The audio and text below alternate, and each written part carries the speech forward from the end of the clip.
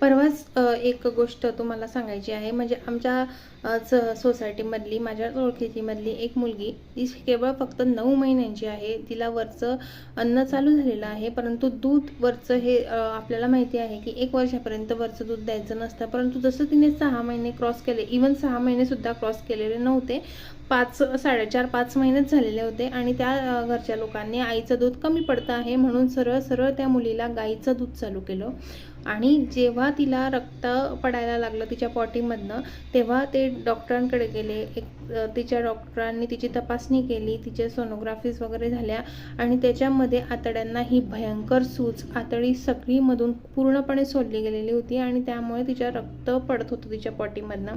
तर लक्षात घ्या, गाईचं दूध हे 1 वर्षाच्या खालच्या मुलांना अजिबात द्यायचं नाही आहे, कारण की गाईच्या दुधामध्ये हे खूप जास्त हेवी प्रोटीन असतं, जे बाळाची आतडी, बाळाचं शरीर सहन करू शकत नाही आणि त्यामुळे काही बाळांना हा त्रास होऊ शकतो. आम्ही आमच्या काळात हेच केलं आहे, आम्ही तर गाईचंच दूध प्यायलो आहे, आम्ही आमच्या मुलांना गाईचंच दूध पाजलं आहे, असं तुमच्या घरातील काही मोठी मंडळी सांगत असतील, परंतु ते चालत नाही.